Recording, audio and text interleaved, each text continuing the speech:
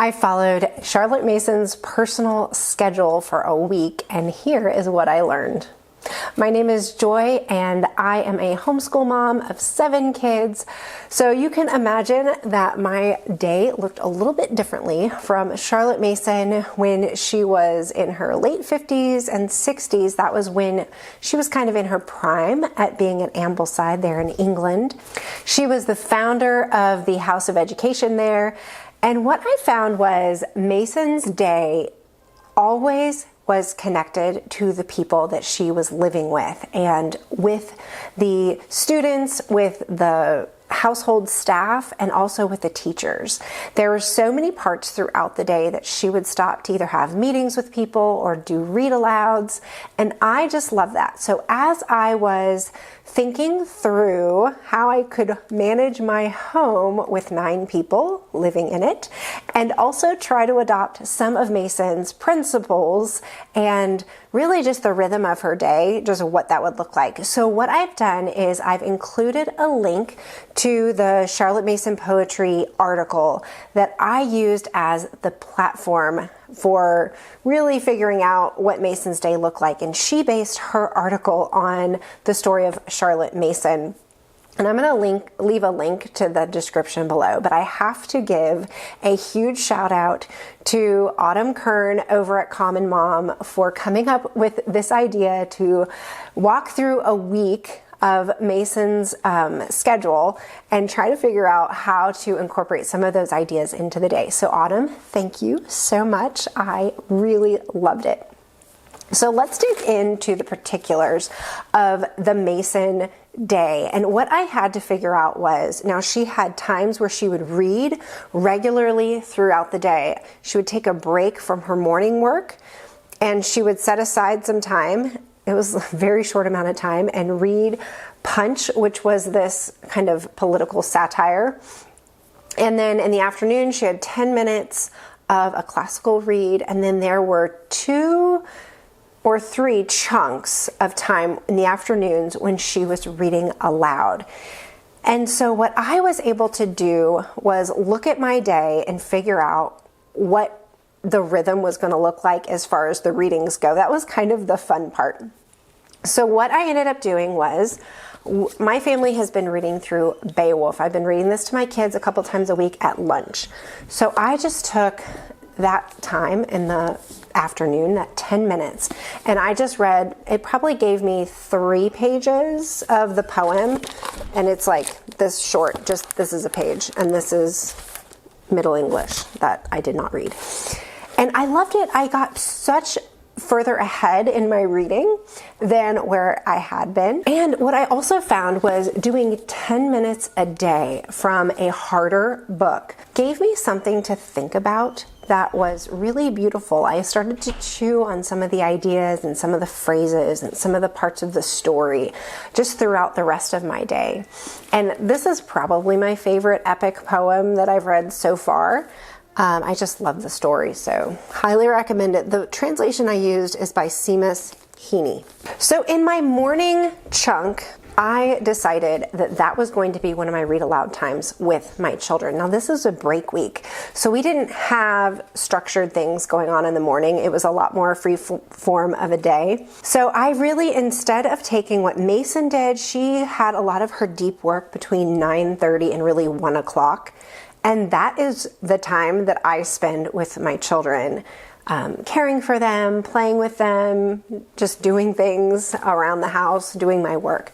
So where she was doing really seated work and maybe have meetings with people, I was meeting with my own children, trying to find some ways to be a little bit more intentional.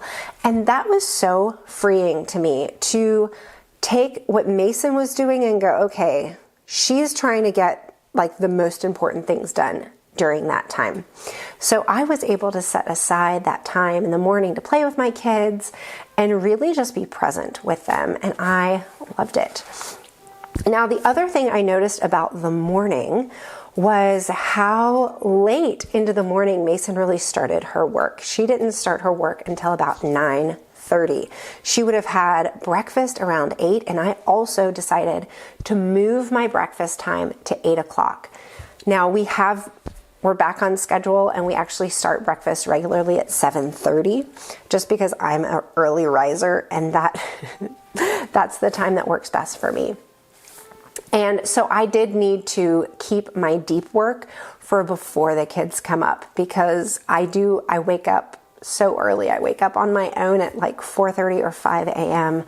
I am just awake, alert, and I just get started on all the things, all the parts of my administrative work, things I need to do for home. Like this morning I got up and I worked on our menu plan for the week. So that is, I would say, outside of the Mason schedule, but I was trying to figure out how to piece in that deep work, and I realized I needed to keep the deep work where it belongs in the time before my kids wake up. So Mason continued her day after lunch with another reading, and she did more of a read aloud.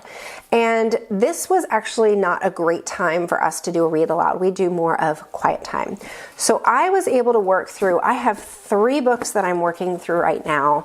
I don't read them all at once. They're like one day I read one or the other, but they are what I would consider books for work, so education-based books. So the first one is The Lively Art of Writing by Lucille Von Payne. I'm reading this to help me become a better writer, but also to become a better writing teacher. And so I would read this one day. And I'm also working through The 7 Laws of Teaching by John Milton Gregory. This is a reprint from a book in the 1800s written around Mason's time, and he has a lot of overlapping ideas with Mason, but he says them in a more concise way. So for instance, he has some ideas about the science of relations and how that relates as an educator. So this was another book I was reading. And then I'm finishing up Tending the Heart of Virtue. So in that afternoon chunk, one day I would read each one of those books. Then the next thing I would come to was, let's see, we're still talking about books. So in the evening before bed, Mason would retire with Sir Walter Scott. And I have this book, Ivanhoe, that is scheduled for my older children to read this year, and I have not read it. This was something on my pre-reading list I did not get to. So I was able to just slip that in right before bed, and I have to say, she spent about an hour and a half to 2 hours reading before bed, like before she would fall asleep, and I get like 15 minutes, so... But I still felt like I was channeling my Mason by touching on that book. So now let's look at just her overall work. So as I mentioned, I had to move my deep work, or keep it. I had to keep my deep work to that beginning part of the morning. But I found that I could have a really restful morning. I didn't feel really pressured or rushed to get started on the work of the day, and realized, man, as I was thinking through her schedule in relationship to how I was living out the day, it was helping me remember the important work that I have to do with my children. And so I really loved that part of the experiment. So the other part of the Mason day is her outdoor time. So when Autumn first posted Mason's schedule, the one that she used to base her challenge on, I looked at the schedule and I went, oh, I am so jealous of 2 hours outside every afternoon. Now we get outside every day and we often are found, doing lots of outdoor activities. But I have not been able to figure out how to get outside for 2 hours every afternoon. But what we do instead is I get a 30-minute walk in the morning with my children after we do our math lesson. But then I was adding another walk in the afternoon while the baby is napping and my husband is home. I was able to get outside and get some intentional time with my children outside of that kind of schoolish time in the morning I was getting. And then I found it to be so refreshing. We would stay out there a lot longer. We would find different things to look at and do. It was such a refreshing break. And, I know to get outside regularly. I get my kids outside regularly, but I just don't think I was getting outside enough, and we can always be outside more. The other thing I found about my outside time is that I need to have some work that I'm doing outside that pulls me out.